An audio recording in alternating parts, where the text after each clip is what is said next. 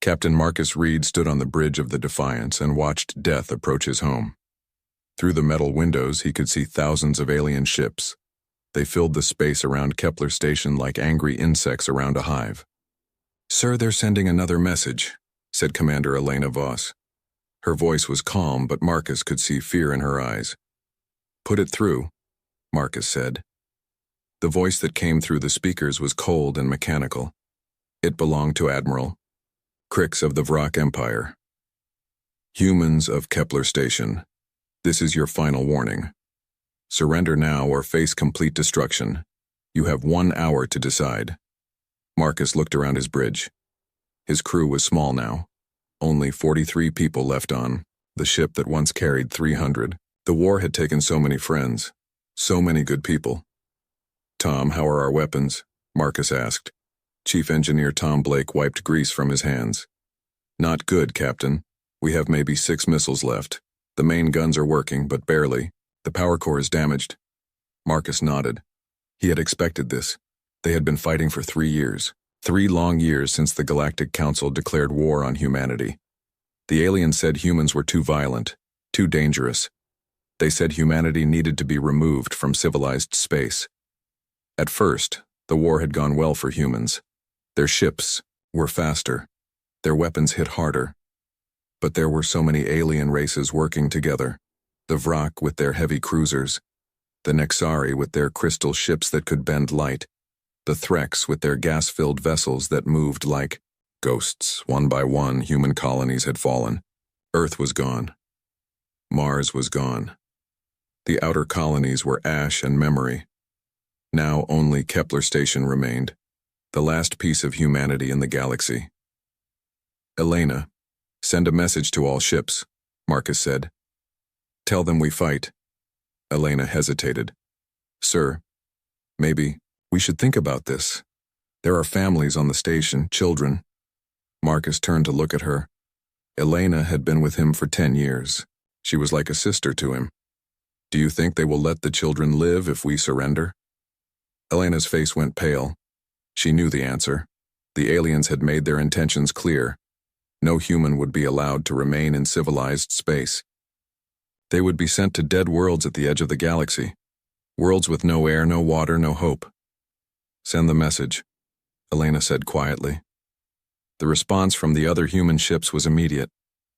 Captain Lisa Kane of the Horizon was the first to reply. "We stand with you, Marcus, until the end." Admiral David Cross of the heavy cruiser Thunder sent his answer next. "My crew is ready. We'll make them remember this day." One by one, all 27 remaining human ships confirmed their choice. They would fight. The alien fleet began to move. Marcus watched as the massive Vrak battleships pushed forward. Their energy shields glowed blue in the darkness of space. Behind them came the Nexari ships, looking like beautiful crystal sculptures. The Threx vessels were harder to see, their hulls designed to blend with space itself.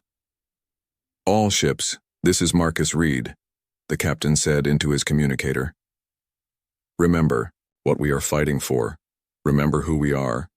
We are human. We do not kneel. We do not surrender. We fight until the end." The battle began with light. Thousands of energy beams crossed space like deadly rainbows. The alien ships fired in perfect formation, their attacks coordinated and precise. This was how civilized races fought wars, clean, organized, efficient. The humans fought differently. The Defiance dove straight into the enemy line, its engines screaming. Marcus had ordered all power diverted from shields to speed. The ship moved faster than any Vrak captain thought possible. "Tom, prepare the ramming sequence," Marcus ordered. "Sir, that's against all space warfare laws," Tom said. "Good thing we're not civilized," Marcus replied. The Defiance slammed into a Vrak cruiser at full speed. The alien ship's shields held for exactly 2 seconds before the human ship punched through.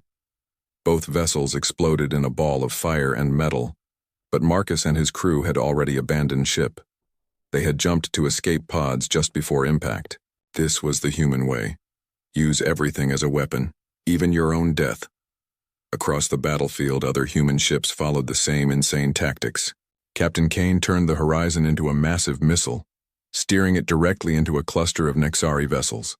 The crystal ships shattered like glass. Admiral Cross did something even crazier. He opened all airlocks on the Thunder and used the escaping air to push his ship faster. Then he set off every explosive on board. The blast took out 6 alien ships.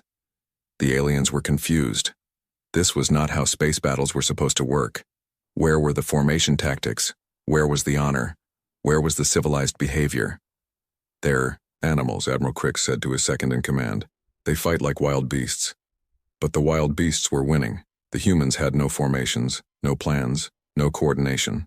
Each ship fought alone, using whatever weapons they could find. Some fired regular missiles. Others launched chunks of metal at high speed. One captain even opened his cargo bay and threw containers of industrial chemicals at enemy ships. The battle lasted 18 hours. When it ended, the space around Kepler Station was filled with wreckage. Pieces of ships floated everywhere. Human and alien metal mixed together in a deadly cloud. Most of the human ships were gone. The station itself was breaking apart, its hull cracked and burning. But the alien fleet had paid a terrible price. They had lost over half their ships to an enemy they outnumbered 10 to 1. In the command center of Kepler Station, the last few humans gathered around a radio. Marcus was there, somehow still alive after his ship exploded. Elena had made it to the station before the Defiance was destroyed. Tom was there too, his hands still covered in grease from trying to fix weapons until the very end. "This is the end," Elena said. "The station is dying. Life support will fail in an hour." Marcus looked around at the 37 humans left alive, men and women who had fought harder than any creatures in the galaxy. "Then we send our message now." Tom activated the communication system. It was damaged, but it still worked. The signal would reach every corner of the galaxy. Marcus spoke into the microphone. His voice was tired but strong. "This is Captain Marcus Reed of the human race. We know you can hear us. All of you. Every alien species in the galaxy." He paused, looking at his people. "You came to destroy us because you said we were too violent, too dangerous. You were right. We are dangerous. We are dangerous to anyone who tries to make us slaves." The station shook as another section collapsed. "You have won this battle," Marcus continued. "You have killed our worlds. You have scattered our children to the void. But you have not killed our spirit. Somewhere in the darkness between stars, humans still live. And we remember." Marcus looked directly into the camera that would carry his image across space. "You wanted to remove humanity from civilized space. Congratulations, you have succeeded. But remember this. We learned civilization from you, and we rejected it. What comes next will not be civilized. What comes next will be human." The transmission ended. Kepler Station died in fire and silence. But across the galaxy, in hidden places the aliens had not found, humans heard the message. And they began to plan. The war was over, but something darker was about to begin. 15 years had passed since the last human died at Kepler Station. That's what the history books said. That's what every alien in the galaxy believed. Ambassador Crix of the Vrak Empire stood in what used to be human space, looking at reports that made no sense.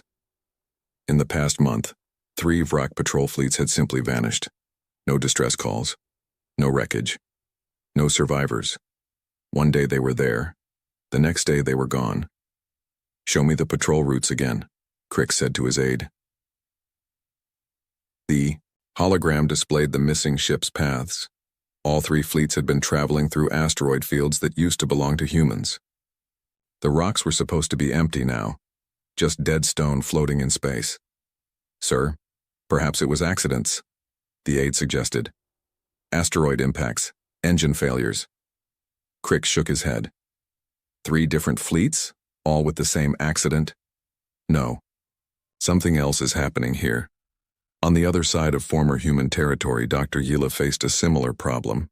The Nexari scientist had been studying the mining operations her people had set up on old human worlds. In theory, it should have been easy work. The humans were gone. The planets were empty. Just dig up the metals and leave. But things kept going. Wrong. Mining equipment would malfunction in ways that seemed impossible. Drill bits would snap at exactly the wrong moment, causing cave-ins. Computer systems would fail just when the miners needed them most. Cargo ships would suffer mysterious engine problems right before leaving the planets. It's like the planets don't want us here, one of the miners had told her. Dr. Yila didn't believe in superstition. She was a scientist. But she was starting to think the miner might be right, not because of ghosts or spirits, but because of something much more dangerous. The breakthrough came when Ambassador Crix and Dr. Yila met at a Galactic Council meeting. They were supposed to be discussing trade agreements. Instead, they ended up talking about their mysterious problems, your mining accidents, Crix said. Do they happen in patterns? Dr. Yila pulled out her data tablet. Now that you mention it, yes. Every 7th day, something goes wrong. Always at the same time. Always in the same way. My missing fleets, Crix said.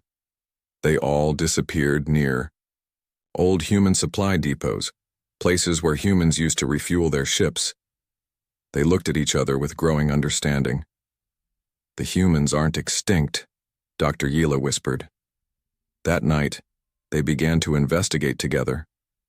What they found chilled them to their cores.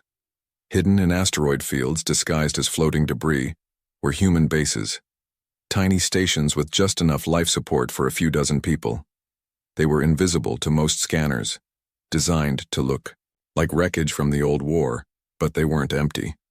Security footage from a Nexari mining ship showed the truth.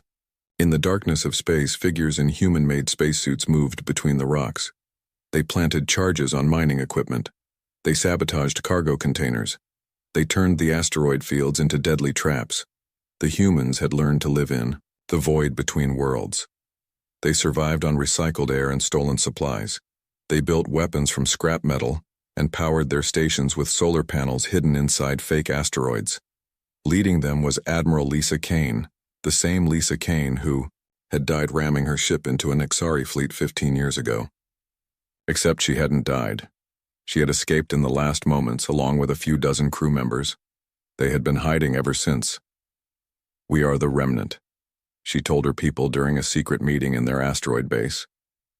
We are what's left of humanity, and we have work to do. Around her, 43 humans listened. They looked different now, thinner, harder. Their eyes held a coldness that came from 15 years of living in the dark. They had children with them, kids who had never seen a planet, never breathed real air, never known anything but war. The aliens think they won, Lisa continued. They divided our worlds among themselves. They're mining our planets and building their stations in our space. They think they're safe. She smiled, and it was not a pleasant smile. They're wrong.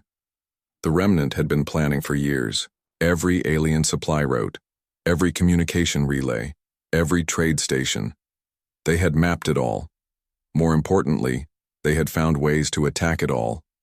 General David Cross, who had supposedly died with his ship, was alive too. He commanded a group of humans who specialized in sabotage. They would sneak onto alien cargo ships and plant delayed charges. The explosions would happen days later when the ships were far from human space. It looked like accidents.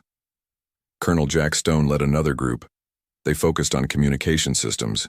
They would hack into alien networks and plant viruses that caused systems to fail at crucial moments.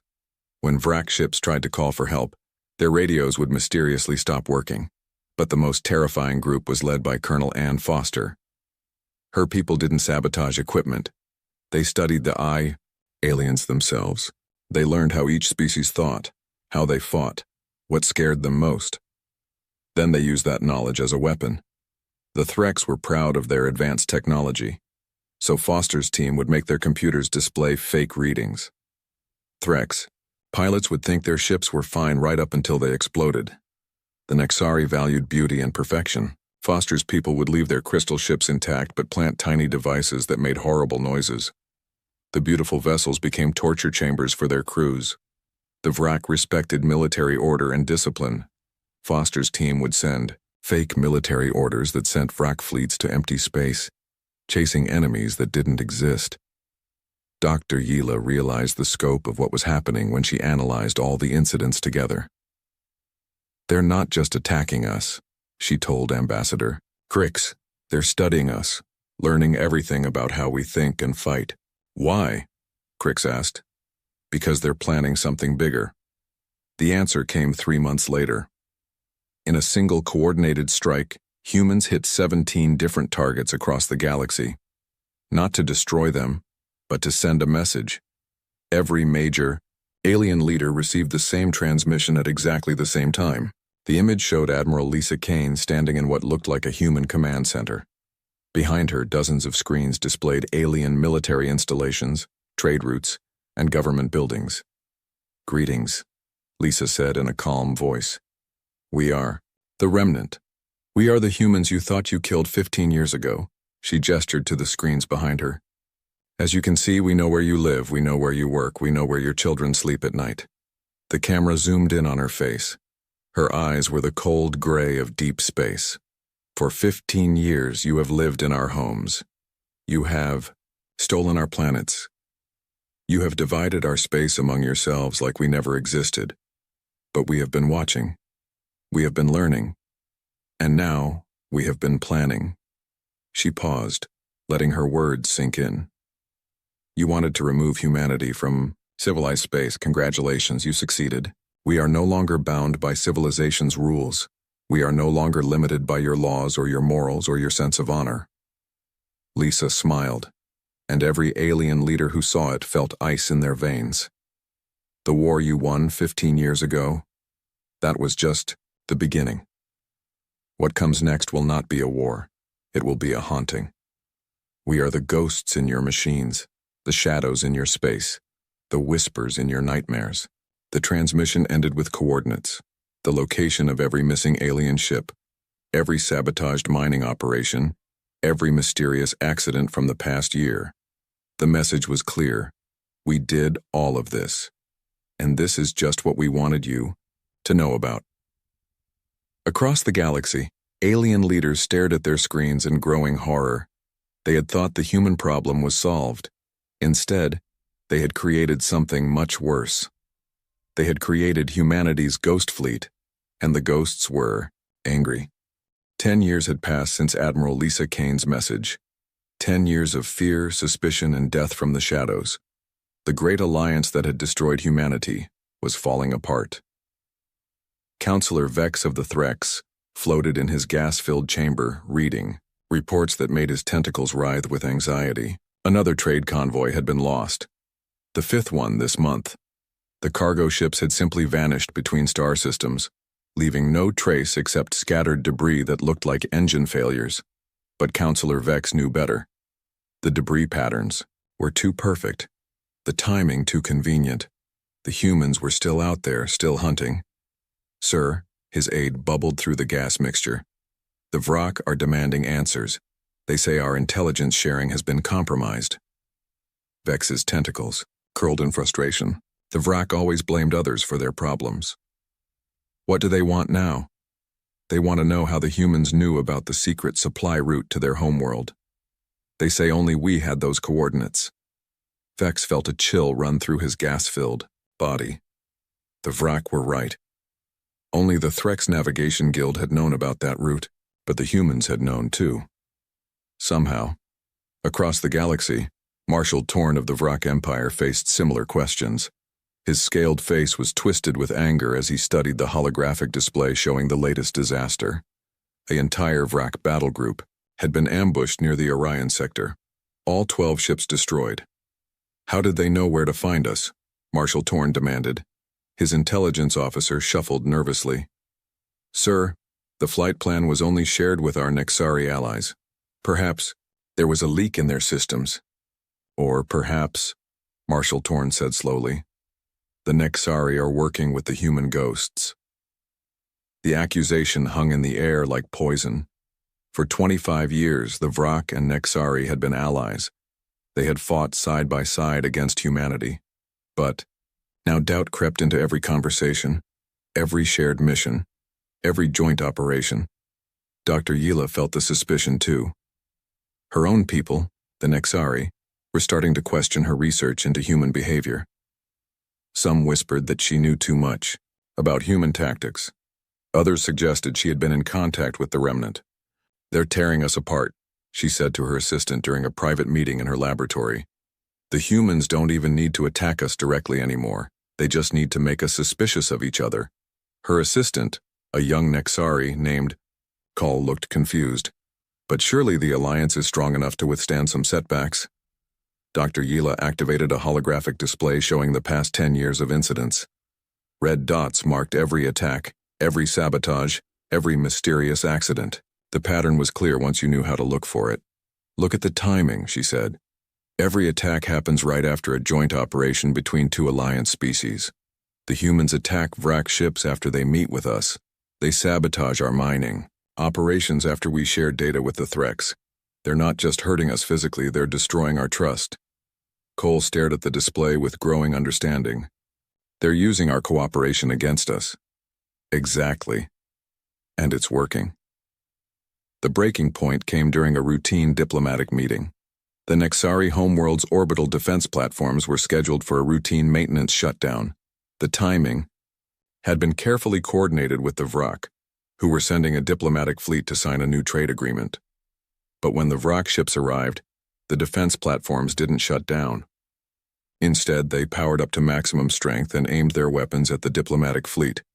For 17 terrifying minutes, Vrak warships faced Nexari defense guns across the vacuum of space. Both sides demanded explanations. Both sides prepared for battle. The crisis was resolved when technicians discovered the problem.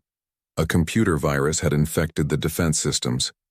A virus that made the platforms interpret friendly signals as enemy ones. The same type of virus that had been plaguing alien systems for years. But the damage was done. The Vrak accused the Nexari of trying to destroy their diplomatic mission. The Nexari accused the Vrak of planning a sneak attack on their homeworld. Trust, built over decades, crumbled in hours. Within a month, the Vrak withdrew from all joint operations with the Nexari. The Threx followed, claiming they could no longer trust either species to keep shared intelligence secure. The Great Alliance began to fracture. In a hidden asteroid base, General David Cross watched the alien news feeds with satisfaction. Around him, 50 humans worked at computer stations, monitoring alien communications across the galaxy. The Vrak just canceled their patrol agreement with the Nexari, reported Captain Maya Clark, one of his senior officers. "That opens up 12 star systems for our operations." "And the Threx?" Cross asked. "They're pulling back to their core worlds. They don't trust anyone anymore." Cross smiled grimly. "Good. Fear makes them weak. Division makes them vulnerable." Maya looked up from her station. "Sir, we have another opportunity. The Nexari are moving a major supply convoy through the Kepler system tomorrow. No escort because they don't trust the Vrak to provide protection." "The Kepler system?" Cross's expression darkened. "Where our station used to be?" "Yes, sir." Cross was quiet for a long moment. Kepler Station had been his home for 10 years before the war. He had friends buried in that wreckage, family members who died in the final battle. "Prepare a strike team," he said finally. "But this one is different. This one sends a message." The attack on the Nexari convoy was unlike anything the humans had done before. Instead of simply destroying the ships, they captured them. The crews were taken prisoner, the cargo seized, and the ships themselves were modified. Then the humans did something that chilled the galaxy to its core.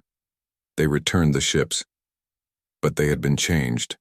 The hulls were painted with images from the battle of Kepler Station, pictures of human children who had died in the attack, names of human colonies that no longer existed. And in the center of each ship, written in letters 10 meters tall, was a single word. Remember. The Nexari crews were found alive but traumatized. They told stories of being held in chambers that played recordings of human voices, children crying for their parents, soldiers giving final messages to families they would never see again. The last words of Captain Marcus Reed before Kepler Station died. "They didn't hurt us," one crew member reported, "but they made us listen. For hours. They made us hear what they went through. The psychological impact was devastating. Across the galaxy, alien species began to understand what they had really done 25 years ago. They hadn't just won a war. They had committed genocide, and the survivors had been listening to every moment of their victory celebrations ever since. Dr. Yila received a personal message that night. It appeared on her private computer, bypassing all security systems. The message was simple. We know you studied us, Dr. Yila. We studied you too. Keep watching, keep learning. Soon you will understand what you created. But it was Counselor Vex who received the most chilling communication. His personal gas chamber filled with human voices, dozens of them speaking in unison. You thought you were civilized. You thought you were better than us. But when you decided we should not exist, you became exactly what you feared. The only difference is that we admit what we are. The voices faded, leaving Vex alone in his chamber, trembling in his protective gas. Outside his window, space looked different now, darker, more threatening. Every shadow could hide a human ship. Every asteroid could contain a human base. The galaxy had become a haunted place. Marshal Torn called an emergency meeting of the remaining Alliance leaders. Representatives from 12 species gathered on the neutral world of Haven, their faces showing fear and exhaustion. We cannot continue like this, Marshal Torn announced. The humans are destroying us without fighting a single major battle. Our people are afraid to travel. Our traders refuse to use shipping routes. Our colonies are demanding protection we cannot provide. What do you propose? Asked Ambassador Rill of the Harmony species. Marshal Torn's scales darkened with shame. Negotiation. We must contact the humans and find a way to end this.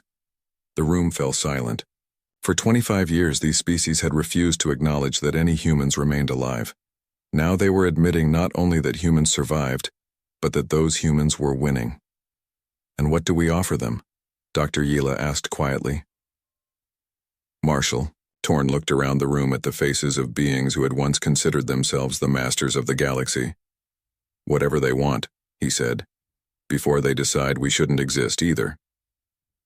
In the darkness between stars, Admiral Lisa Kane received word of the aliens' decision to negotiate. She stood in the command center of humanity's greatest secret, a massive ship built from the wreckage of Kepler Station, powered by rage and fueled by the determination of a species that refused to die. They want to talk, reported Colonel Ann. Foster Lisa nodded slowly. Then we'll talk, but not as equals, not as the humans they remember. We'll talk as what they made us become. She looked out at the stars where human ships moved like predators through the night. Send them our terms, she said.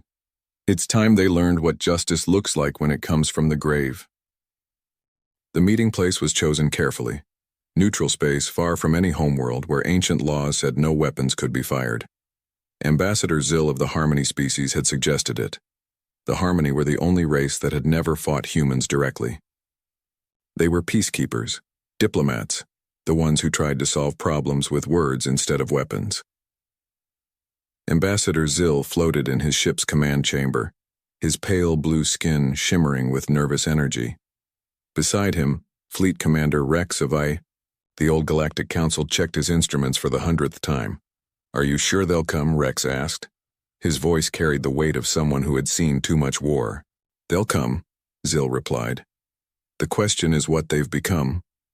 The answer arrived like a shadow sliding across the stars.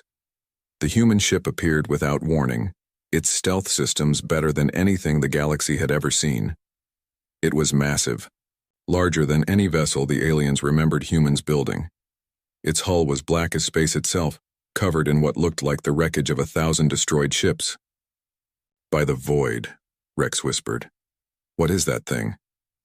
The ship's communication system crackled to life. The voice that spoke was female, calm, and absolutely terrifying in its certainty. This is General Maya Clark of the Human Remnant. We will meet. On your vessel in 1 hour. Come alone. Bring no weapons. Attempt no tricks. We are far beyond your ability to deceive or destroy.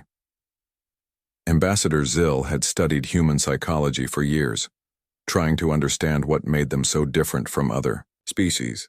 But the being that walked onto his ship bore little resemblance to the humans in his files. General Maya Clark looked human, but wrong somehow. Her skin was pale from years in space.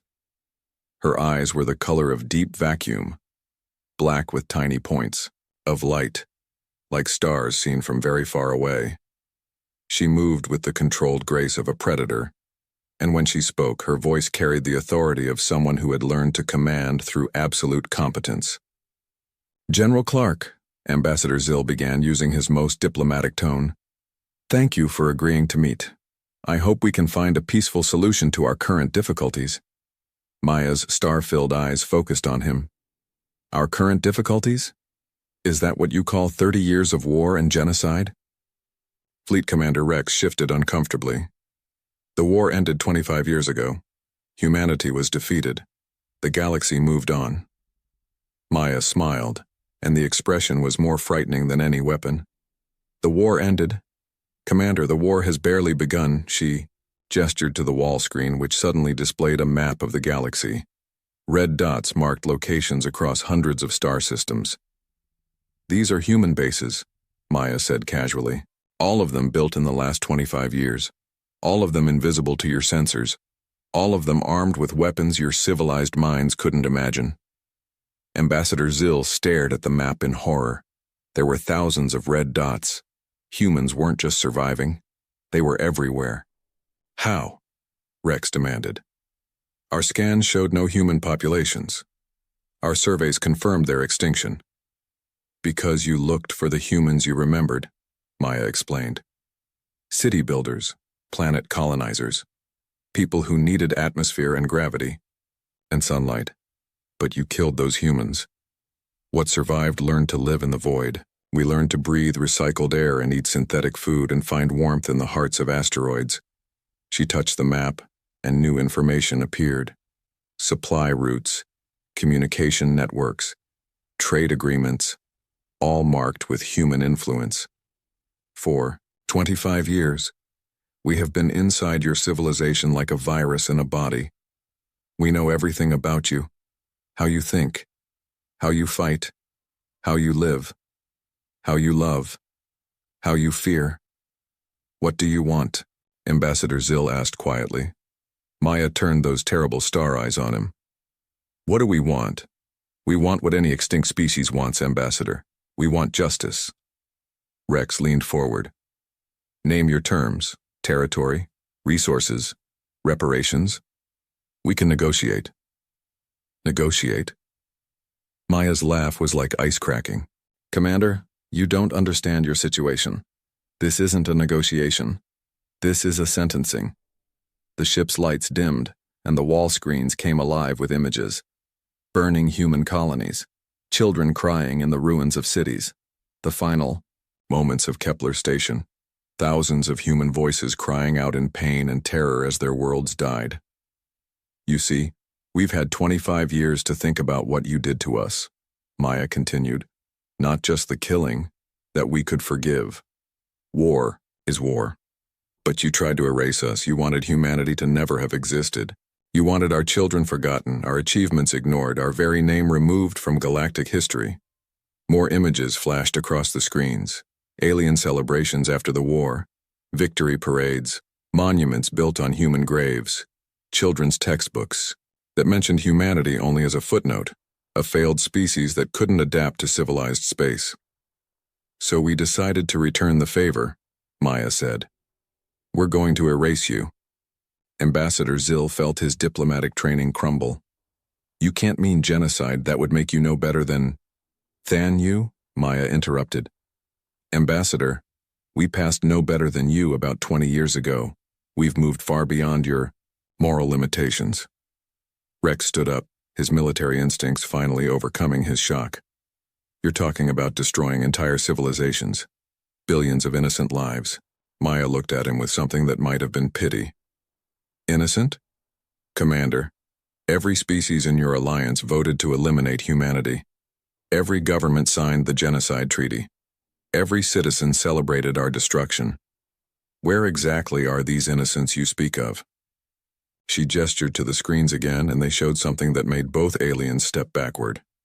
Battle plans, invasion routes, target lists, the complete infrastructure of galactic civilization, marked for systematic destruction. But we're not monsters, Maya continued in that terrifyingly calm voice. We're giving you a choice. The same choice you gave us 30 years ago. What choice? Zil whispered. Exile. Your civilizations will be dissolved. Your governments will surrender. Your species will be relocated to dead worlds at the edge of the galaxy. You'll have just enough resources to survive, but not enough to threaten anyone ever again. Rex's face went pale. Those worlds, they have no atmosphere, no water, no way to sustain large populations. I know, Maya said. We've lived on them for 25 years. Some of you might adapt. Most won't. Natural selection in action. And if we refuse? Ambassador Zil asked. Maya's smile returned, colder than before. Then we demonstrate why the galaxy learned to whisper humanity's name. She touched a control on her wrist, and the wall screens showed 17 different star systems simultaneously. In each one, massive explosions bloomed like deadly flowers. Space stations, industrial complexes, military bases, all destroyed in perfect coordination. That was a demonstration, Maya said while the aliens watched their civilization burn. 17 targets across the galaxy, hit simultaneously. No warning, no chance to defend, no survivors. She let the images burn into their memories before, continuing. We could have hit 17 homeworlds just as easily. We could have killed 17 billion beings in the same moment. We chose not to. This time. Fleet Commander Rex sank into his chair, the full weight of humanity's capabilities finally hitting him. How many ships do you have? How many weapons? Enough, Maya said simply. We've had 25 years to prepare. We've built our fleet from the bones of your victims. We've armed ourselves with your own technology, improved beyond your recognition. We've become what you always said we were, too dangerous to exist in civilized space. Ambassador Zil made one last desperate attempt at diplomacy.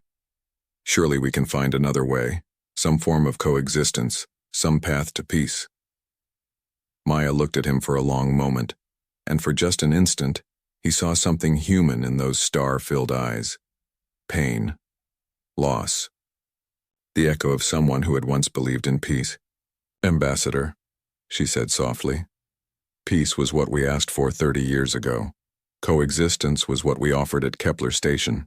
You chose war instead. You chose genocide instead.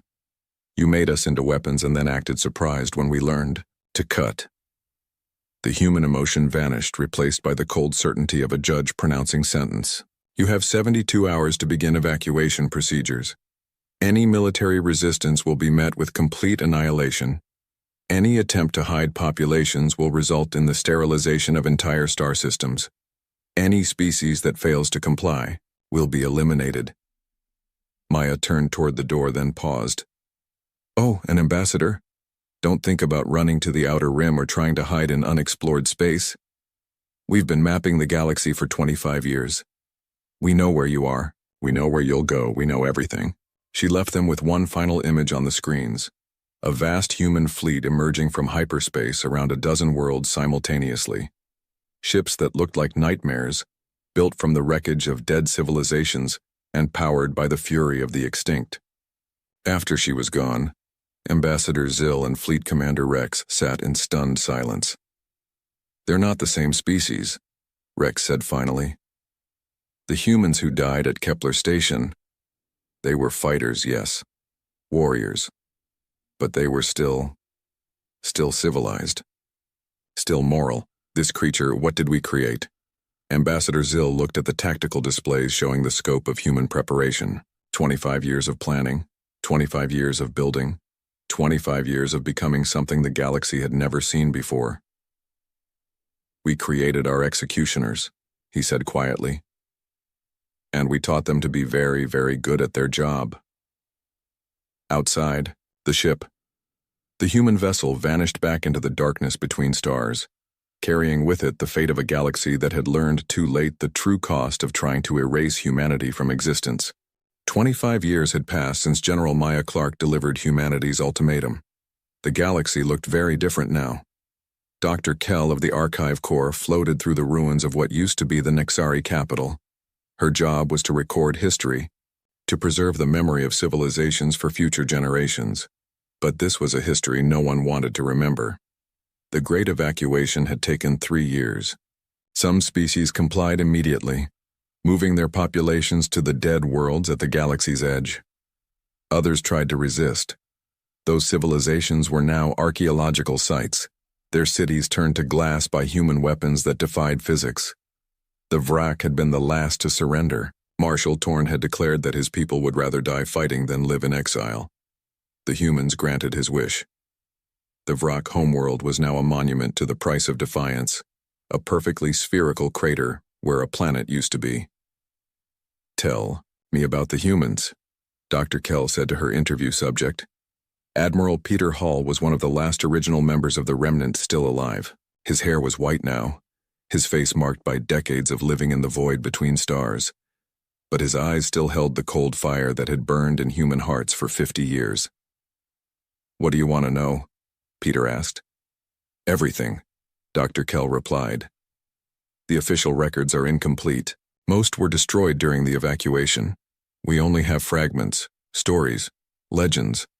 Peter laughed, but there was no humor in it. "Legends? Is that what we've become? Your species single-handedly brought down the greatest alliance in galactic history," Dr. Kell said. "You forced entire civilizations into exile using nothing but fear and superior tactics. Children across the galaxy learn your names in school. How is that not legendary?" Peter was quiet for a long moment, looking out at the stars through the observation deck window. Somewhere out there, human ships still patrolled the empty space that used to be home to billions of beings.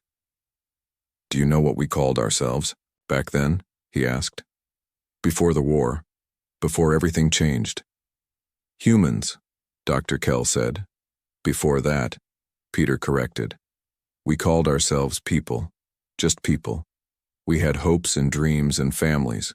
We built cities and wrote poetry and fell in love. We were ordinary." He turned to face her, and Dr. Kell saw something in his expression that chilled her. "The beings you call legendary? They died at Kepler Station 50 years ago. What survived was something else. Something your galaxy created when it decided we shouldn't exist."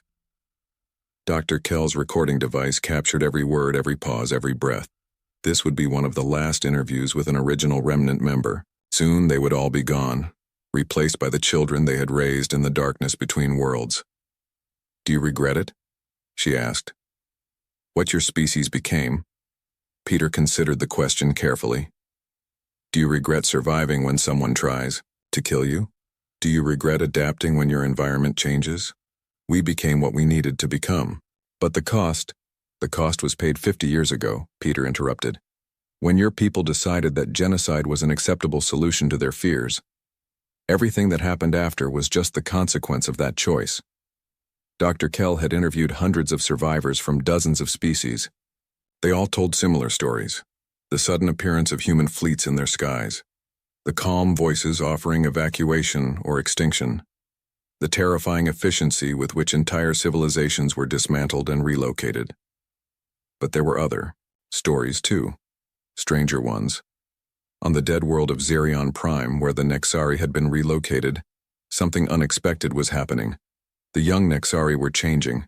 They no longer valued beauty and perfection above all else. Instead, they prized survival and adaptability. They had learned to live without their crystal cities and perfect gardens. They built tools from scrap metal and found water in places their elders said was impossible. Most shocking of all, they had begun to fight back against the harsh conditions of their new world. "They're becoming like humans," reported Counselor Nex, one of the surviving Nexari leaders. "My own daughter speaks of individual rights over collective harmony. She says our old ways were weak. She says the humans were right to punish us." Similar changes were happening across the exile worlds. Young Vrak rejected their ancestors' rigid military discipline in favor of flexible tactics. Threk's children learned to work alone instead of in gas-filled collectives. The exile species were adapting, but not in ways their leaders expected. They were adapting by becoming more human. The virus spread beyond the exile worlds. On planets that had never seen war, alien children asked questions their parents couldn't answer. Why should individuals sacrifice for the collective? Why should the weak be protected if they couldn't protect themselves? Why should anyone obey leaders who couldn't guarantee their safety? Dr. Kell discovered the pattern while researching her historical archive. She was analyzing cultural shifts across the galaxy when she noticed the changes all pointed in the same direction, toward individual responsibility, toward personal freedom, toward the idea that sometimes violence was the only answer to those who would destroy you. They're teaching the galaxy to think like humans, she told her research partner, Dr. Minnie, of the Harmony species. Dr. Min shook his head. Impossible. The humans barely interact with other species anymore. They stay in their ships, patrolling empty space. How could they be influencing alien cultures? Because they don't need to teach it directly, Dr. Kell explained. The lesson is written in every exile world, every destroyed fleet, every civilization that tried to resist and failed. The galaxy learned that individual determination can overcome any collective force, that a small group willing to sacrifice everything can defeat an empire, that sometimes the right kind of violence is the only way to preserve what you love. She pulled up images from across the galaxy, young aliens building weapons instead of art, children learning to fight before they learned to read, entire cultures shifting away from collective harmony toward individual strength. They didn't just defeat us, Dr. Kell continued. They changed us, made us more like them. And now their philosophy is spreading like wildfire across every species that survived their judgment. On a hidden station deep in the Andromeda approach, Admiral Lisa Kane watched the cultural reports with something that might have been satisfaction. She was old now, over 90 years by human reckoning, but she had lived to see humanity's ultimate victory. Around her, the new generation of humans prepared for their own futures.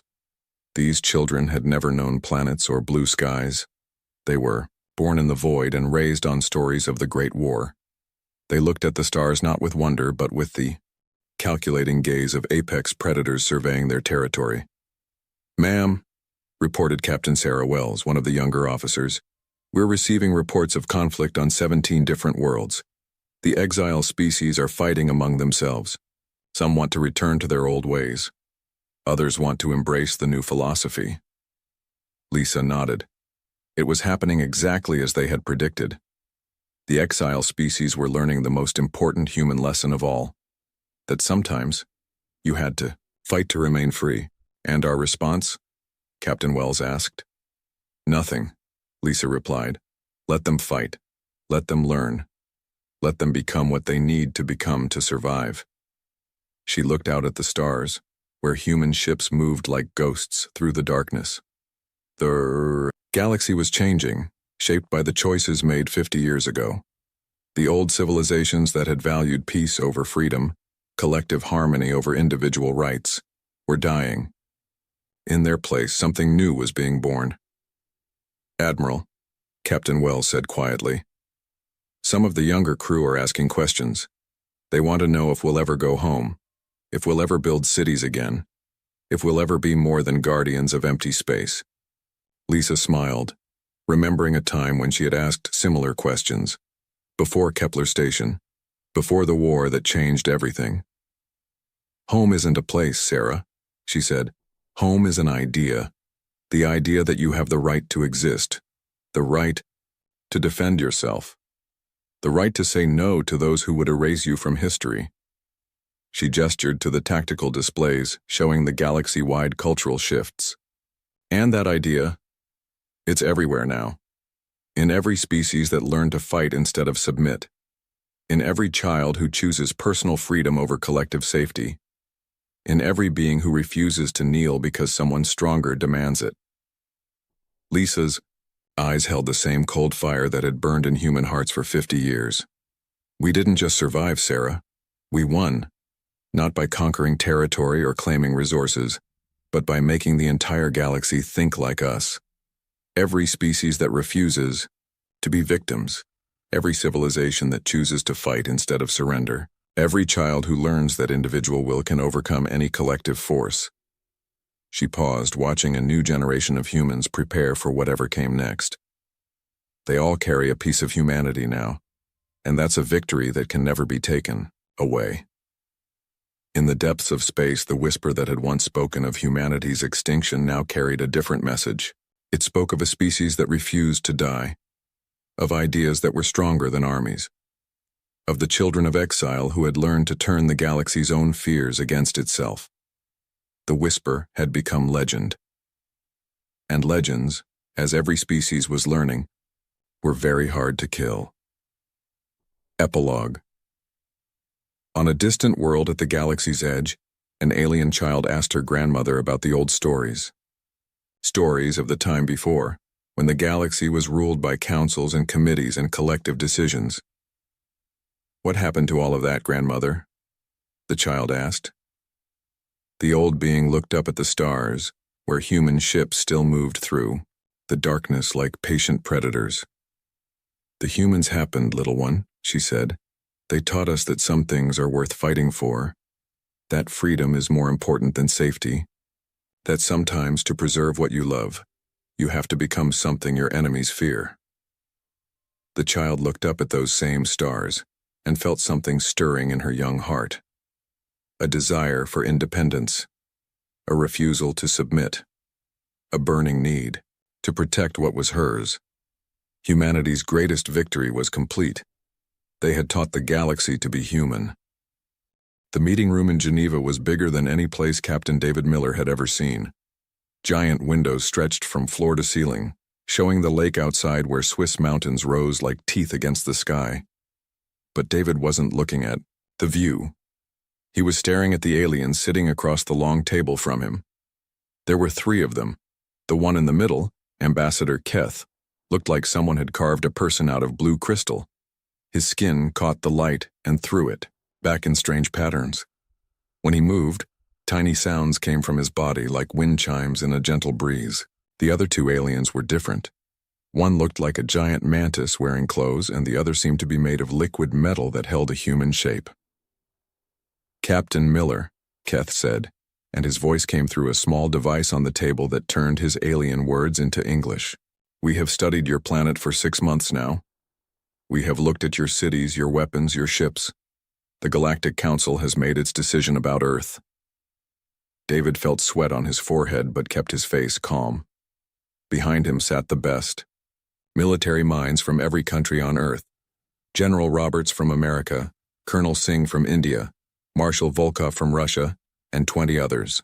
They had all agreed that David would do the talking. He was good with words, and more importantly, he was good at not showing what he really thought. "We're honored by your attention," David said carefully. "What has the council decided?" The mantis-like alien made a clicking sound that might have been laughter. "Your species will be granted membership in the Galactic Council," it said through its own translator. "But as a Class 5 civilization, non-combatant status." "What does that mean?" asked General Roberts, leaning forward. Keth's crystal fingers tapped the table. "It means you can trade with other worlds. You can visit our space stations. You can learn from us and sell us your goods. But you cannot expand beyond this solar system without permission. You cannot build military ships. You cannot claim new worlds as your own." The liquid metal alien spoke for the first time. Its voice sounded like water running over stones. "This is for your own protection, humans, and for ours. Your weapons are primitive. Your ships barely work outside your own atmosphere. If you tried to fight the real powers in the galaxy, you would be destroyed in minutes." David nodded slowly. "I see. And what if we don't accept these terms?" "Then you stay here," Keth said simply. "Forever. Cut off from the galaxy. No trade, no knowledge, no contact with other worlds. Your choice." The room went quiet. David could hear the clock on the wall ticking. Outside, a bird called to its mate. Inside, the future of humanity hung in the balance. "May I ask what you found when you studied our weapons?" David said. The mantis alien made that clicking sound again.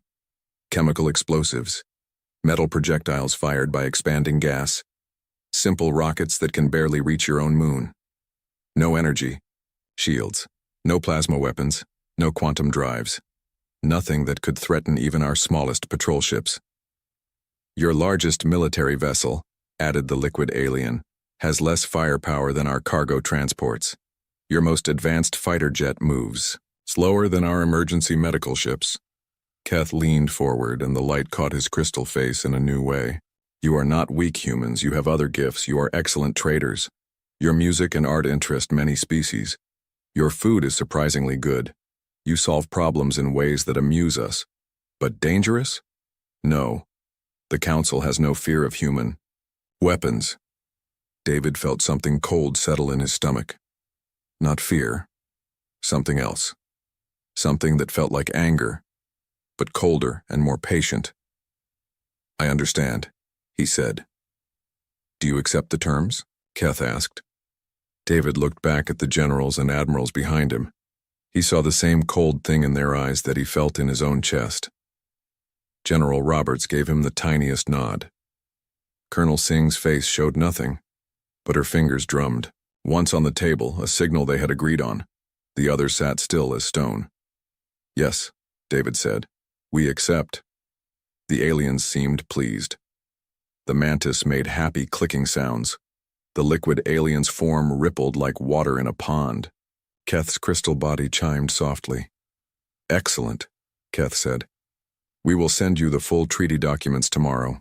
Trade can begin immediately. We have many goods your people will want.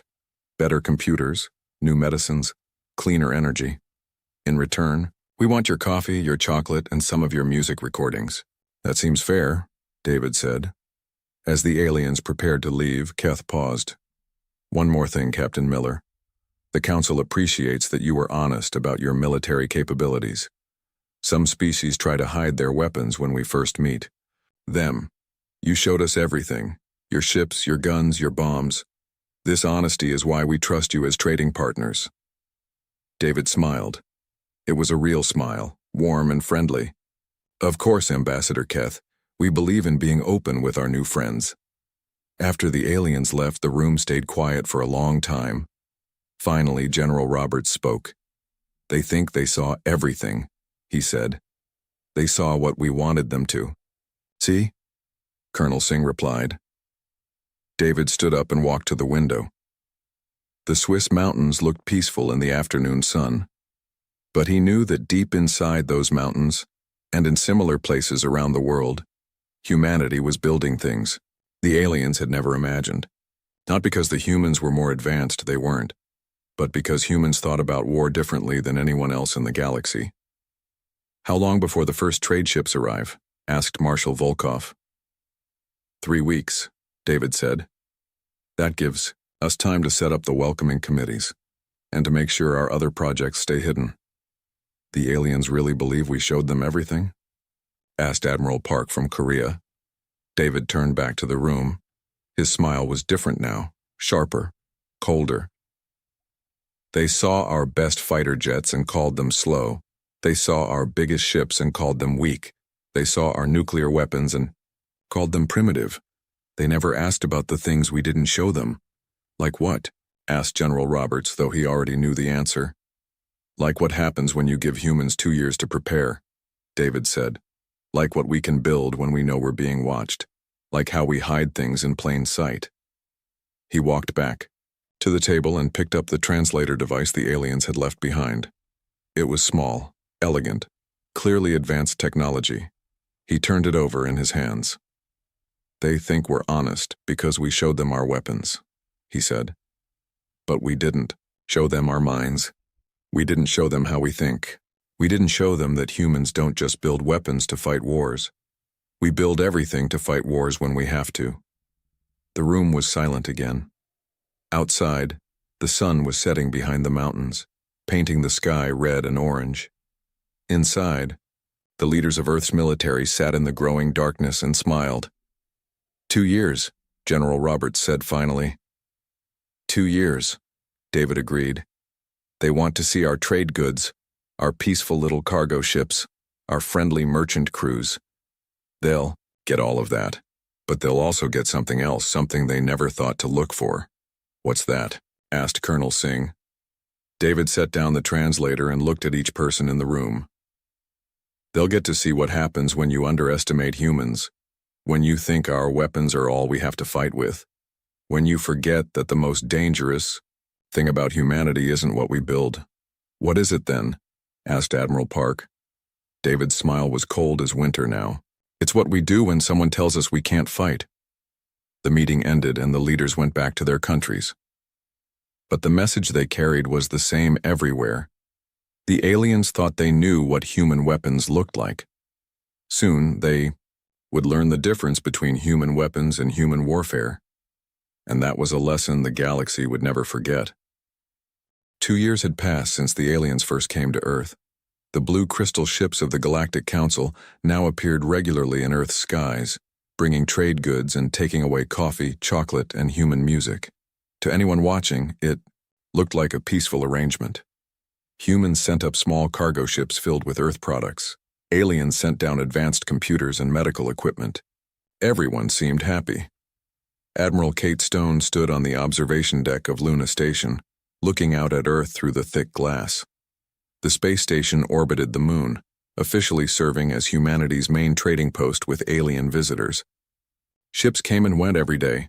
Human cargo vessels heading out to alien worlds, council inspection teams checking Earth's military capabilities, trade delegations from a dozen different species.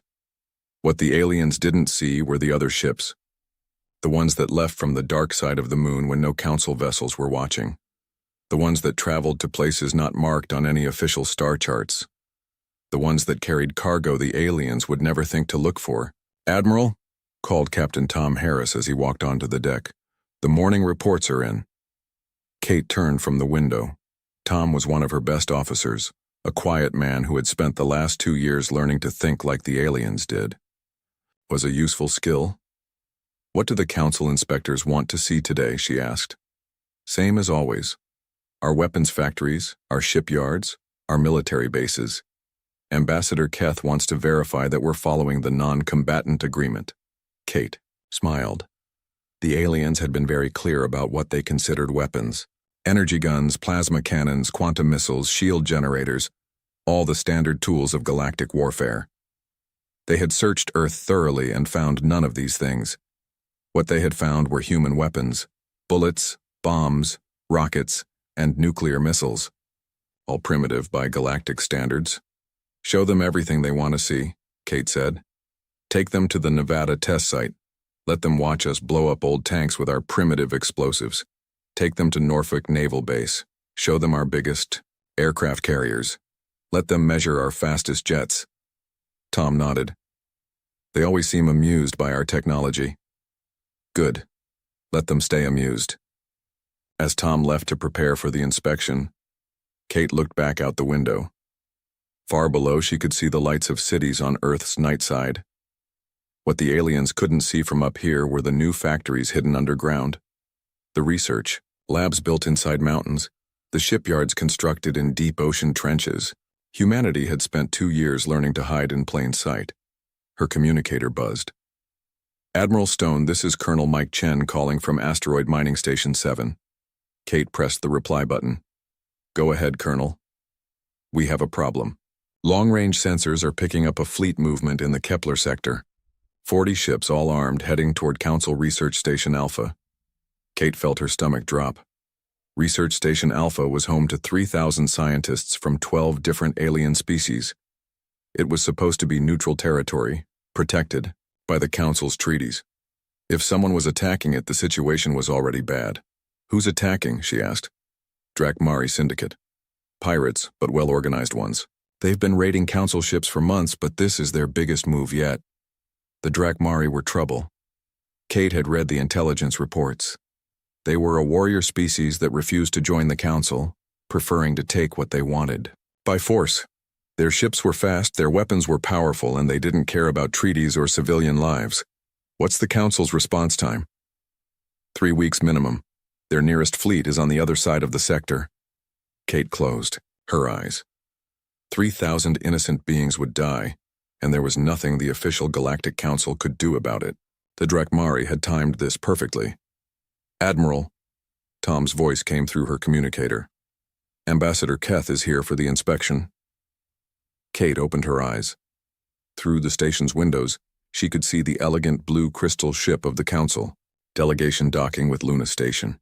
In a few minutes, she would be shaking hands with aliens who considered humans harmless. She would be smiling and making polite conversation while 3,000 people died, unless she did something the aliens would never expect. "Tom, tell Ambassador Keith I'll be right there.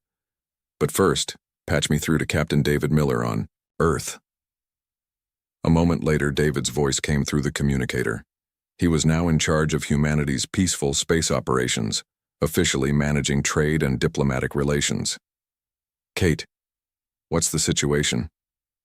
"We have a crisis in the Kepler sector. Drakmari pirates are about to massacre a Council research station. The official response won't arrive in time." There was silence on the line. Kate could almost hear David thinking.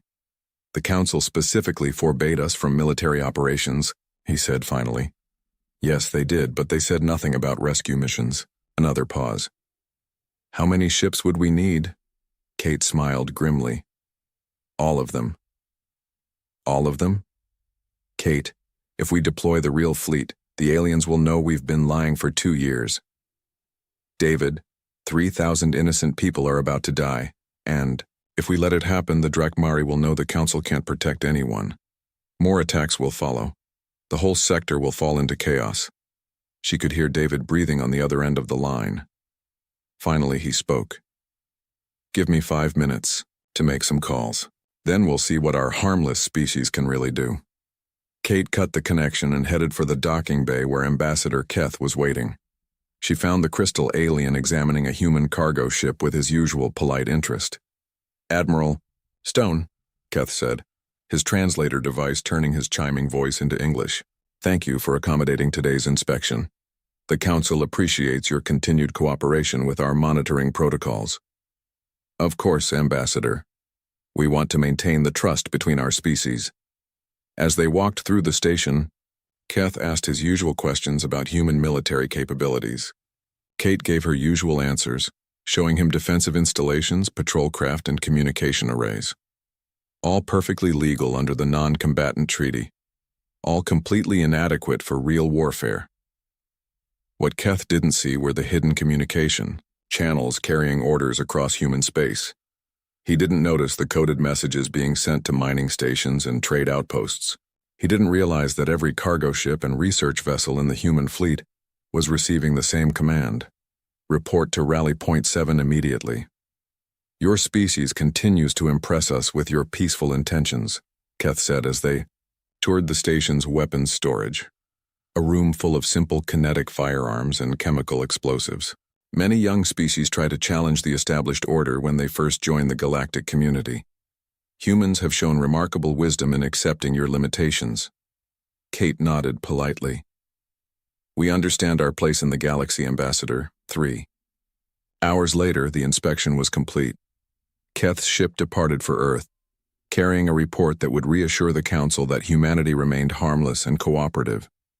Kate watched the crystal vessel disappear into the distance, then activated her personal communicator. "David, what's our status?"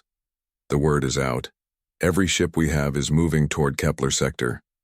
ETA is 18 hours. "How many ships are we talking about?" 107, Kate. Every vessel we've built in the last 2 years. Kate felt a chill run down her spine. 107 ships that the aliens had never seen, never imagined, never planned for. Ships built with human engineering and alien materials stolen from trade shipments. Ships designed not to match alien technology, but to beat it using purely human tactics. "The Drakmari won't know what hit them," she said.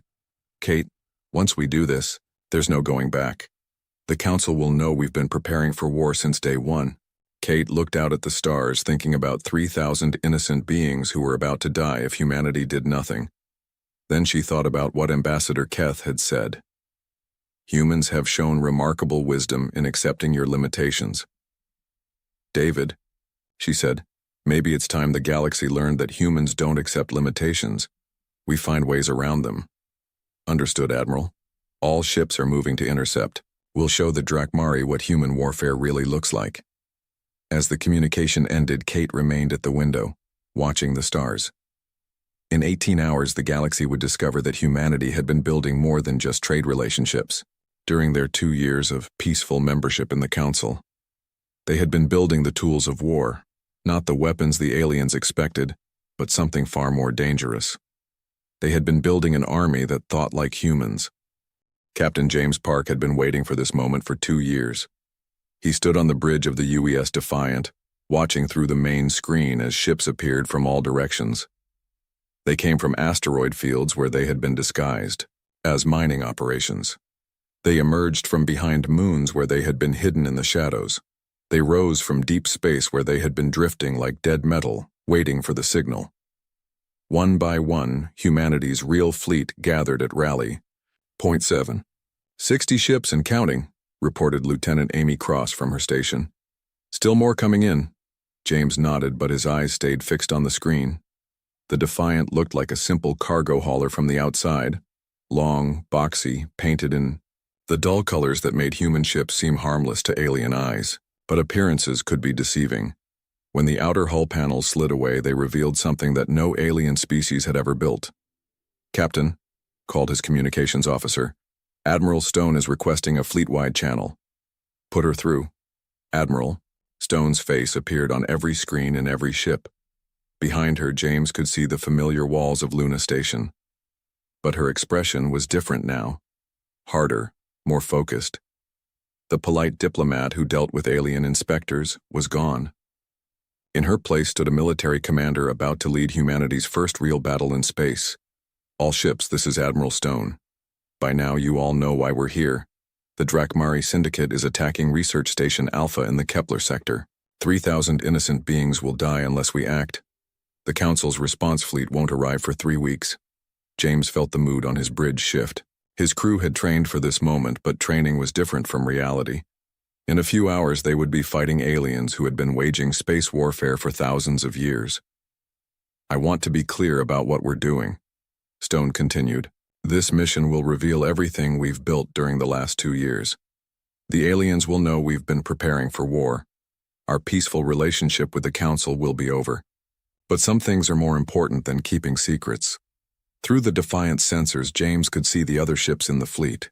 They didn't look like much. Cargo haulers, mining vessels, research ships, transport craft. Nothing that would impress a military expert from any galactic power. But James knew what these ships could really do. "All ships, prepare for hyperspace jump.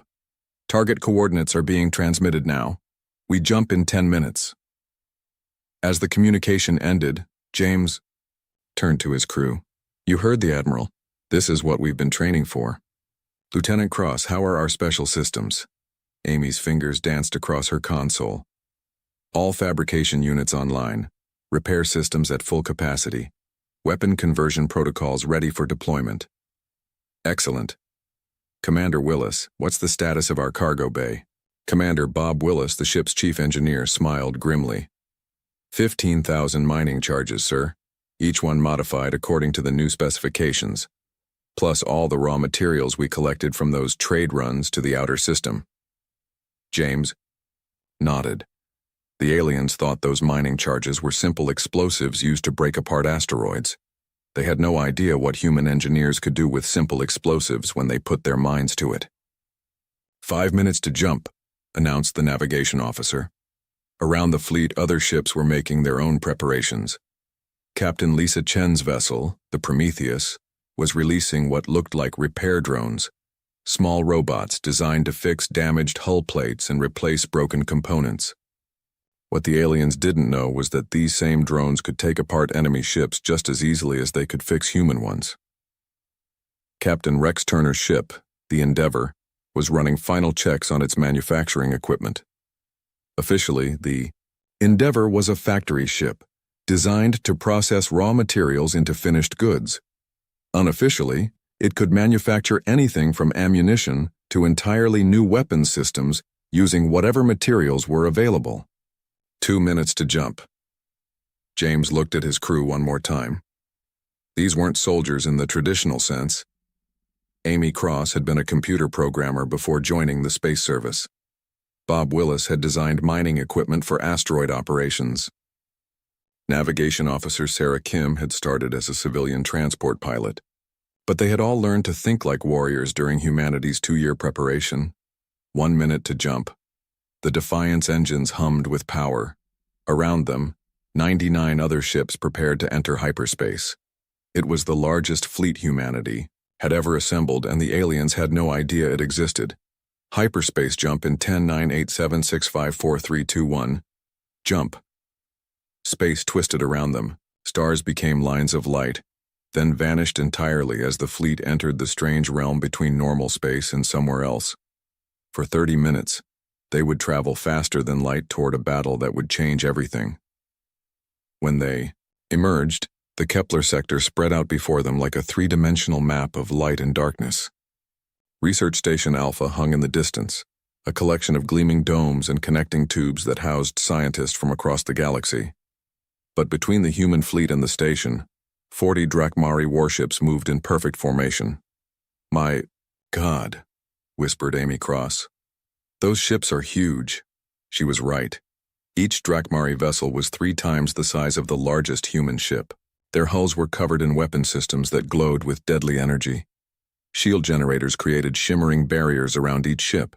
They moved through space like predators, confident and unstoppable. "Fleet-wide communication," James ordered. "All ships, this is Captain Park. You're seeing what we're up against. 40 ships, each one more powerful than anything we've ever built. Their weapons can destroy us in seconds. Their shields can stop anything we can throw at them. By every measure that matters in galactic warfare, we should run." He paused, looking at the Drakmari fleet on his screen. "But we're not here to fight galactic warfare. We're here to fight human warfare, and that's something these pirates have never seen before." The communication channel crackled as other captains responded. "Ready to show them what humans can do, Captain Park?" "My crew is standing by for your orders, sir." "Let's teach these aliens about human creativity." James smiled. "All ships implement Protocol 7. Let's show the galaxy what happens when you underestimate humans." Across the fleet, ship after ship began to change. Hull panels slid away to reveal hidden weapons, systems. Cargo bays opened to release clouds of modified mining equipment. Factory ships started producing new weapons using the raw materials they had been carrying as trade goods. The Defiant's transformation was the most dramatic. What had looked like a simple cargo hauler now bristled with weapons that no alien species had ever imagined.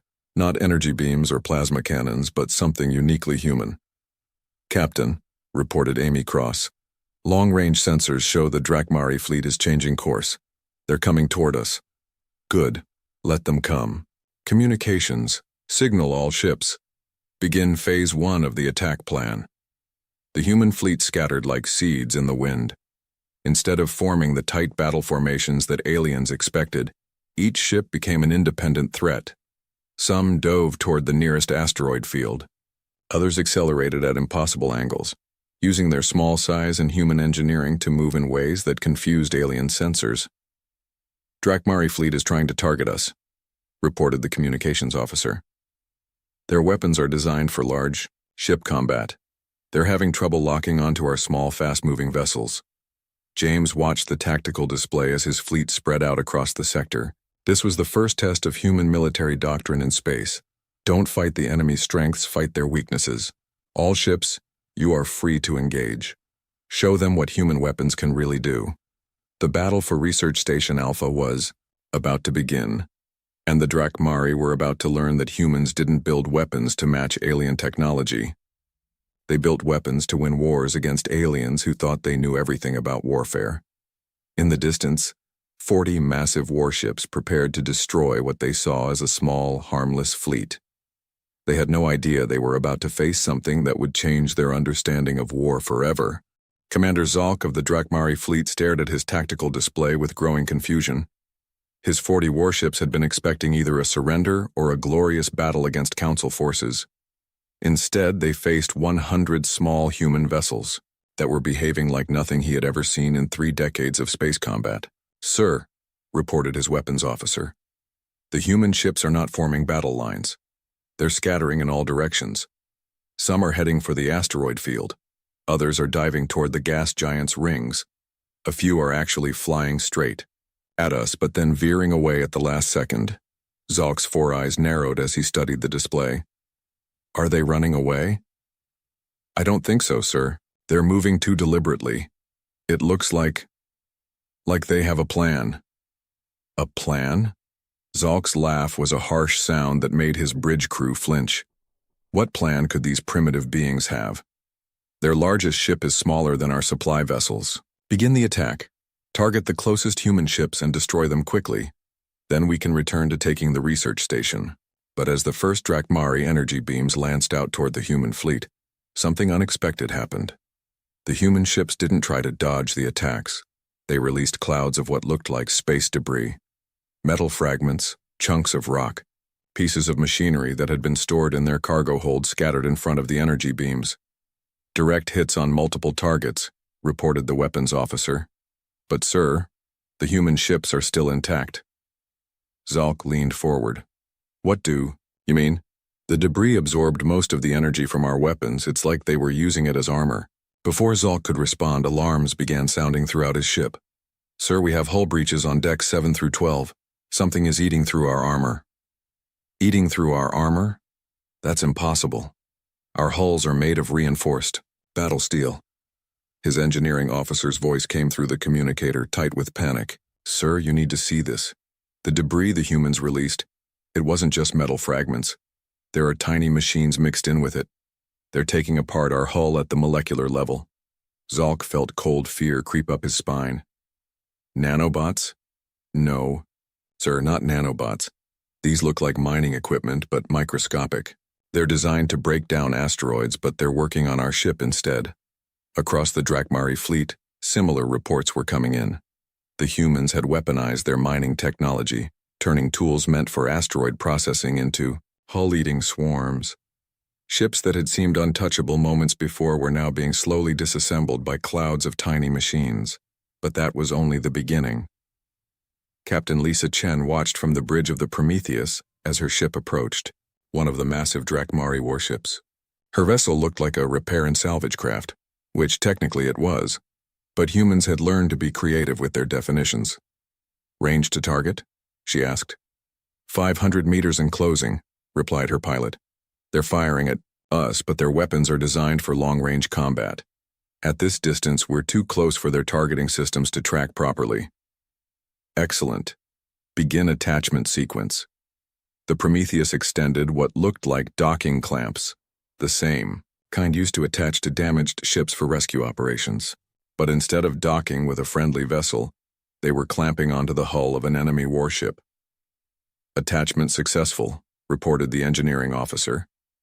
Beginning hull penetration. Across the Prometheus's hull, cutting tools emerged. Plasma torches, molecular saws, and acid jets that were normally used to cut through wreckage during salvage operations. Now they were being used for a very different kind of salvage. Sir, we're cutting through their armor like it's made of paper, called the chief engineer. These tools are designed to handle the toughest materials in space. Military armor is actually easier to cut than some of the asteroids we work with. Captain Chen smiled grimly. Focus on their weapon systems and engines. We're not trying to destroy them. We're performing surgery. This was the second principle of human warfare, that the aliens had never encountered. If you can't overpower them, outthink them. While the Drakmari were designed to fight ship-to-ship battles at long range, humans were fighting at point-blank range using tools the aliens had never considered weapons. Meanwhile, Captain Rex Turner's ship, the Endeavour, was demonstrating the third principle: if you don't have the right weapons, make them. His vessel was officially a manufacturing ship, equipped with fabrication systems that could turn raw materials into finished products. But during the 2 years of preparation, Turner's team had learned to manufacture products the aliens never expected. Production Line 7 is ready, reported his chief engineer. We can produce one guided missile every 30 seconds using the raw materials in our cargo hold. What about Production Line 12? That's our specialty line. We're making custom weapons based on real-time analysis of enemy weaknesses. The computer has identified weak points in Drakmari ship design and is manufacturing specific tools to exploit them. Turner nodded. The Endeavor was essentially a weapons factory that could adapt its products to whatever the battle required. While other species built their weapons years in advance, humans were building theirs during the fight itself. Launch all current inventory, Turner ordered, and keep production lines running at maximum capacity. The Endeavor's cargo bays opened, releasing a swarm of newly manufactured missiles. But these weren't the plasma-tipped, shield-penetrating weapons that other species used. They were purely human in design, each one carrying a different payload, designed to exploit specific weaknesses in the enemy ships. Some carried more nanoscale mining equipment. Others released clouds of chaff that interfered with alien sensors. A few contained what appeared to be simple electromagnetic pulse devices, except these EMP generators had been specifically tuned to disrupt Drakmari shield frequencies.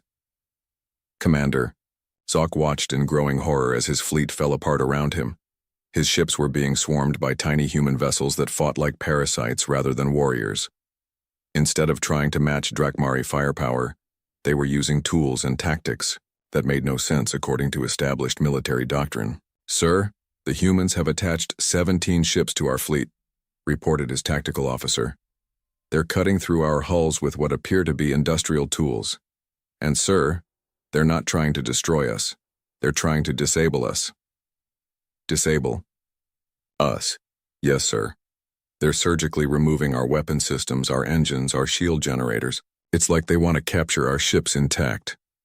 Another alarm sounded. "Sir, multiple hull breaches from those microscopic machines. Engineering reports that our armor is being dissolved from the molecular level up. At current rate, we'll lose hull integrity in 2 hours." Zok slammed his fist against his command chair. "This is not how space battles are supposed to work. Where are their energy weapons? Where are their shield-penetrating missiles? How are they fighting us with mining equipment and repair tools?" His communications officer looked up from her station. "Sir, I'm receiving a transmission from the lead human ship. They're offering to discuss our surrender." "Surrender?" Zolk's voice rose to a roar. "We have 40 warships. They have a collection of cargo haulers and repair craft. Sir, we've lost weapons capability on 12 ships. 8 more have lost engine power. The rest are being slowly eaten by those microscopic machines. At this rate, our entire fleet will be disabled within the hour." Zok stared at the tactical display, watching as his mighty fleet was systematically dismantled by an enemy that was fighting a completely different kind of war. The humans weren't trying to destroy his ships in glorious combat. They were taking them apart like mechanics working on broken machinery. "Open a channel to the human fleet," he said finally. Captain James Park's face appeared on the main screen. He looked calm, professional, almost polite. Nothing like the savage warrior Zolk had expected to face Commander Zolk, Park said.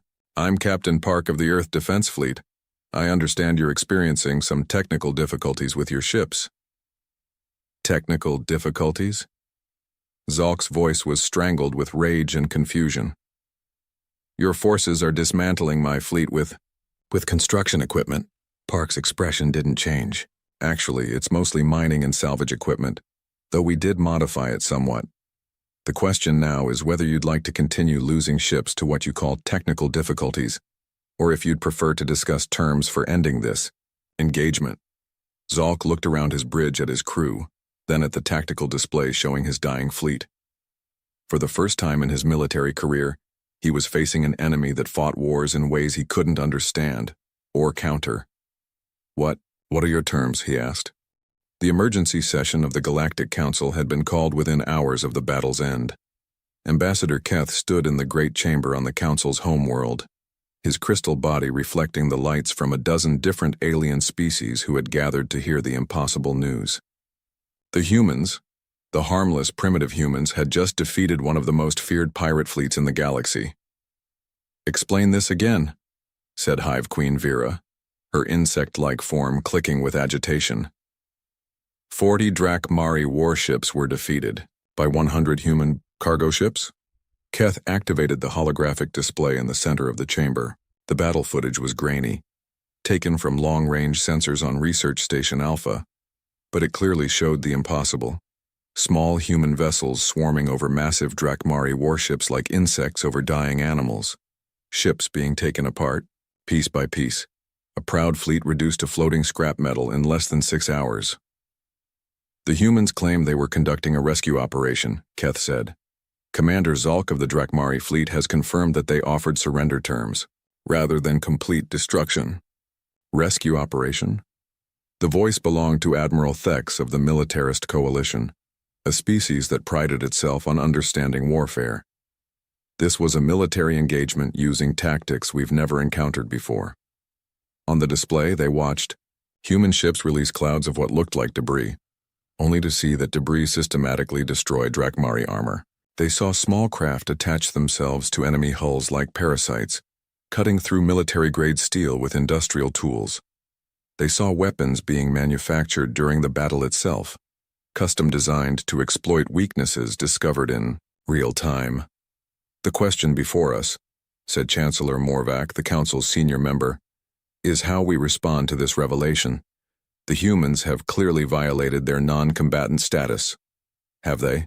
Asked diplomatic advisor Zen, a thoughtful species known for careful analysis.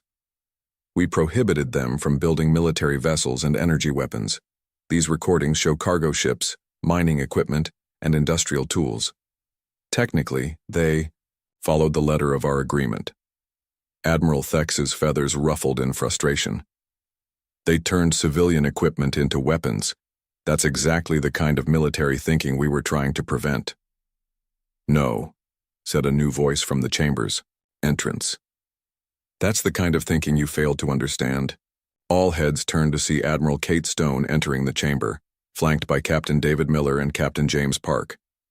The three humans walked calmly to the center of the room, showing no fear despite being surrounded by alien species that could crush Earth with a single fleet deployment.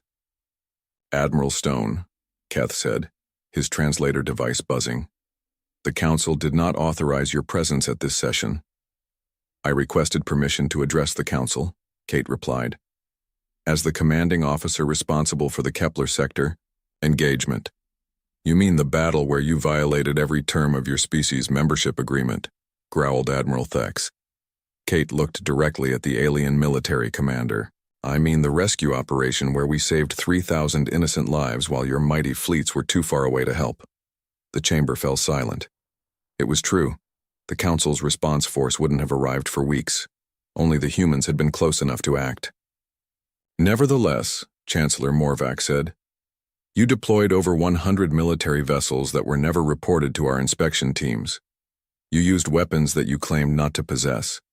You engaged in ship-to-ship combat using tactics that violate the basic principles of civilized warfare. David Miller stepped forward. Chancellor, may I ask what you consider the basic principles of civilized warfare? Fleet-to-fleet engagement using recognized weapon systems, energy beams, plasma, cannons, quantum torpedoes, ships fighting ships in open space according to established military doctrine. David nodded thoughtfully. And what makes those weapons more civilized than ours? They are designed for military purposes by military engineers following military specifications, Admiral Thex snapped. Not improvised from civilian equipment by mechanics and miners. James Park spoke for the first time. Admiral, with respect, you're missing the point. You've been thinking about weapons, we've been thinking about war. The chamber erupted in confused chatter from a dozen species. Chancellor Morvac called for order, then looked down at the three humans standing calmly in the center of the great room. Explain what you mean, he demanded. Kate stepped forward. 2 years ago, you assessed our weapons and found them wanting. You looked at our ships and called them primitive. You studied our military capabilities and decided we were harmless. But you never asked the right question. Which was? You never asked what humans do when someone tells us we can't fight. She gestured to the holographic display, which still showed frozen images from the battle. You saw mining equipment and decided it couldn't be dangerous. We saw tools that could take apart asteroids and realized they could take apart ships. You saw repair drones and classified them as non-military. We saw machines that could fix anything and realized they could unfix anything too. Hive Queen, Vera's compound eyes focused on Kate. You're saying you weaponized your entire civilian infrastructure? No, David said. We're saying we never separated civilian and military infrastructure in the first place. Every human tool, every human machine, every human system is designed to be adaptable. Because humans have always faced challenges that required us to use whatever we had available. James pointed to the display. Your species build weapons to fight other weapons. Plasma cannons to destroy plasma cannons. Shield generators to stop energy beams. You fight the same war over and over, just with better equipment. And humans? Asked diplomatic advisor Zen. Humans fight to win, Kate said simply. We don't care if our weapons are primitive by your standards. We care if they work. We don't care if our tactics seem uncivilized. We care if they save lives. Chancellor. Morvac leaned back in his great chair. So what happens now? We cannot simply ignore that you've been preparing for war since the day you joined the Council. Kate looked around the chamber at the assembled aliens, representatives of dozens of species, each more advanced than humanity in their own way, each following the same patterns of warfare that had been established for thousands of years. We haven't been preparing for war, she said. We've been preparing to protect the innocent when the established powers can't or won't act. The Drakmari attack proved that sometimes the galaxy needs someone willing to think differently. You're asking us to reclassify humanity as a military power, Admiral Thex said. No, David replied. We're asking you to understand that the classification was always meaningless. You looked for energy weapons and didn't find any, so you decided we were harmless. But the most dangerous thing about humans was never our weapons. What is it then? Asked Keth. James smiled, and for the first time since entering the chamber, he looked truly human. Not diplomatic, not military, just human. It's that we refuse to accept that something can't be done. You told us we couldn't expand beyond our solar system without permission, so we built hidden bases. You told us we couldn't build military ships, so we built ships that could become military when needed. You told us we couldn't threaten established powers with our primitive weapons, so we found ways to threaten them with everything else. The chamber was quiet now. On the display, the frozen image of the battle showed tiny human ships clinging to massive Drakmari hulls like determined parasites, taking apart war machines that had terrorized the sector for months. The Drakmari fleet has been completely disabled, Kate reported. No lives lost on either side. The pirates are being held for council justice, and their ships are being prepared for return to their rightful owners. Research Station Alpha is safe, and its 3,000 inhabitants are grateful to be alive. Chancellor Morvac studied the humans for a long moment. And what do you want from the council now? Nothing, Kate said. We've proven that we can protect ourselves and others when necessary. We've shown that human methods, while unconventional, are effective. The question is what the council wants from us. Reclassification seems inevitable, admitted diplomatic advisor Zen. The question is what category of military power humanity represents.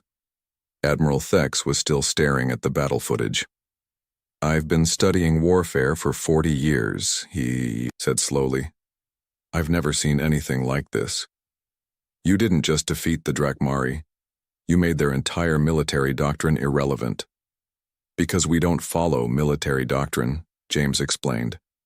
We follow human nature, and human nature says that when something needs to be done, you find a way to do it with whatever you have available. Keth's crystal form chimed softly as he considered the implications. The Council's database listed humanity as no dangerous weapons detected. What should we list you as now? David, Kate, and James looked at each other and smiled. Classification pending, Kate said, and recommend extreme caution. Not because we want to threaten anyone, but because the galaxy just learned something important about humans. Which is? We don't build weapons to fight wars, David said. We fight wars with whatever we can build, and that makes us more dangerous than any energy cannon or plasma torpedo ever could. The session ended with the Council agreeing to review humanity's status. But as the aliens filed out of the chamber, each was thinking the same thing. They had underestimated humans by looking for the wrong kind of danger. The real threat wasn't human weapons, it was human creativity applied to the art of war. And that was a lesson the galaxy would never forget.